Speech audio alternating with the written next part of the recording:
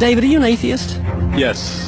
When did you become an atheist? Around age 12. Believing in God makes no sense. It's to me, it's the dumbest thing. It's for people that can't accept the fact that they're going to die and rot in the ground like I'm going to do, and it gives them some relief from that thought, because it's not the nicest thought in the world. Are you an atheist?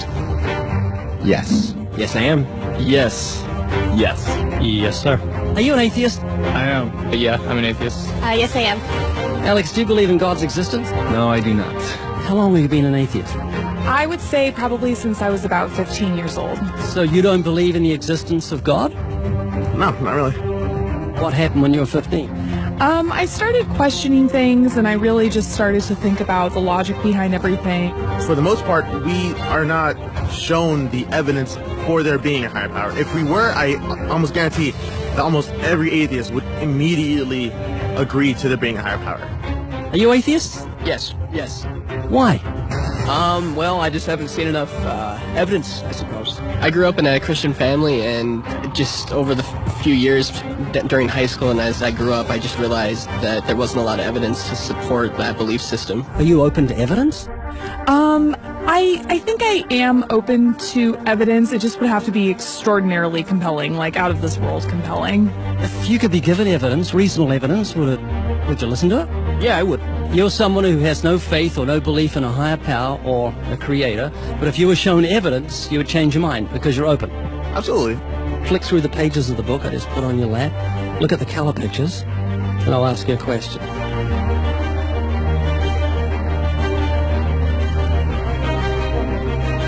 Do you believe that book could happen by accident, that nothing produced the color pictures in the book, that red, orange, yellow, green, blue, indigo, violet ink fell from the sky and formed itself into those beautiful pictures, and then black ink fell from the sky, or from nowhere, and formed itself into coherent words and sentences, capitals and periods and commas, making sense, page numbers fell from the sky, all in order, and then it bound itself and formed itself into a cover with artwork, and there we have a book. Obviously, intelligent design designed the book. Wouldn't that be correct? Yeah. Can you see where I'm going with this? Yeah. Tell me, what is DNA? What is it? Deoxyribonucleic acid. And it's what makes up our bodies and our cells and everything that makes us who we are. DNA is like our biological code, kind of like binary zeros and ones. Information about us, who we are, what makes us, parts of us, how we look, how we're built, everything like that. Your genes instructed your cells how to make your eyes and what color your eyes should be, and your hair and your height and your personality. Scientists call it the instruction book for life. Basically. Everything that you are or ever will be made of starts as a tiny book of instructions found in each and every cell. Every time your body wants to make something, it goes back to the instruction book, looks it up, and puts it together. The book of you would have 46 chapters, one for each chromosome. Each of our book's 46 chapters is between 48 and 250 million letters long. That's 3.2 billion letters total. This is the secret language of DNA. This is the book of life. Instruction book for life. Yes. Instruction book for life. Yes. DNA is made up of genes, and genes give instructions to the cells as to how your body should grow. Did you know if those instructions, the instruction book of your DNA, just your DNA, was laid out end for end, would go to the sun and back a number of times? That book of instructions is so comprehensive. DNA is the genetic information encoded in the cell of every living thing that instructs our cells how to grow and how to function. It's our genes that determine whether our skin will be dark or light, have brown or blue eyes, or red or green or yellow, have red hair, be brunette or blonde, be tall or not so tall, or the color of our feathers if we're a bird. Whether we're humans, fish, animals, insects, or plant life, the way our bodies look and operate has all been pre-written in the amazing book of our DNA. What do you think of the mentality of someone who believes a book fell together without a bookmaker?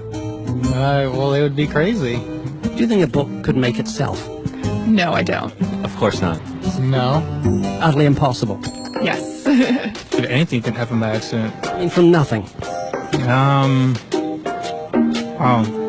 Couldn't happen, could it? I don't think so. It'd be impossible. It would be like saying an explosion caused everything that makes a 747 airplane to all just come together by accident without some intelligent thought behind it. That's a good point. Do you believe DNA happened by accident? No, I think that it developed over the course of many, many millennia of evolution and development.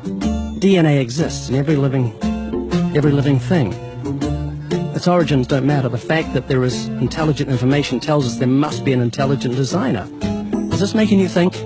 It is, and I do think about it from time to time. It's just, yeah, it's complicated, definitely. Well, DNA's complicated, but the point I'm trying to make is very simple. Book designer, bookmaker, DNA, intelligent designer. God. Does that make sense? Yes. You're an atheist? I am. What would you think of the mentality of someone who thought a physical book could make itself? I think they'd be silly. Of course it can't make itself. What would you think of the mentality of someone who believed the instruction book for life, DNA, made itself? I think it'd be silly as well. It would need investigation. That's atheism. Absolutely. And what would you think of the intelligence of someone who believed the instruction book for life made itself? Low intelligence level. DNA happened by accident? Probably not too smart. DNA couldn't make itself. It's impossible. Does that make sense? Yes. Is this making you think? Yes. And what would you think of the person who believed that DNA, the instruction book for life, happened by accident? We're not just talking about human beings, we're talking about every form of life. Fleas, cats, dogs, elephants, cows, horses, trees, plants, everything has DNA, the instruction book for life. Which makes the book in your hand just seem feeble compared to the infinite intelligence that must have put the instruction book for life together. Can you see what I'm saying? Yeah. Do you believe DNA happened by accident? I believe it could. Explain it to me, how a program could make itself out of nothing on how to make a human eye, giraffe size, elephant size, cats, dogs, puppies, flowers, birds, trees. Every living thing has DNA that's so complex, it's mind-boggling. It must have been a genius beyond any human reasoning that put it together. And to say it happened by chance is infinitely sillier than saying a physical book happened by chance. All I'm doing is reasoning with you. I'm not arguing. I don't want to win an argument. I'm just saying I want you to concede something that's absolute common sense. You're an atheist, so you believe the scientific impossibility that nothing created everything. I mean, it can't be nothing. We all have to start from some point. I wouldn't say nothing created it. There had to be something there in the beginning. You like Richard Dawkins, don't you? Well, I mean, you know, yeah, I like him. Do you believe nothing created everything, a scientific impossibility, which is what he believes? You don't believe in a creator of all things? If he says that, I think it's a very strange thing to say. Well, he says it. It's insane. Nothing can't create anything because it's nothing. There has to be something in the beginning. Nowhere in our history of human reality has something kind of just appeared out of nowhere. Do you believe that nothing created everything? No, because nothing can perform actions. That makes no sense. It's the default position. If you're saying nothing created everything, then you're agreeing with Richard Dawkins. You're mischaracterizing Richard Dawkins. Because Richard Dawkins, I'm sure he didn't say that. That seems ridiculous. Professor Richard Dawkins, arguably the world's most high-profile atheist, believes that in the beginning there was nothing, and that nothing created everything. As he attempts to justify this belief, admitting that it defies common sense, the learned professor calls nothing something. Watch the reaction of his audience. Of course it's counterintuitive that you can get something from nothing. Of course common sense doesn't allow you to get something from nothing.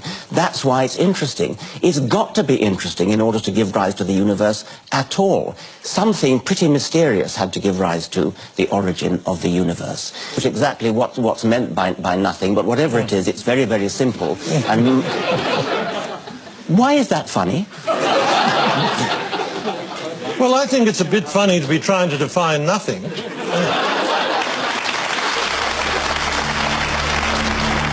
Richard Dawkins, I'm sure he didn't say that. That seems ridiculous.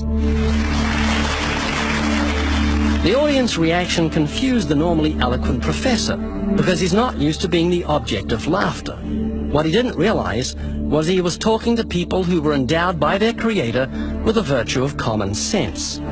This was just another case where the emperor has no clothes. Someone should tell this man who has deceived millions, "You're talking foolishness." Is that what you believe? I mean, it can't be nothing. We all have to start from some point. But there has to be something that created everything. You just wasn't God. Is that what you're saying? Yeah.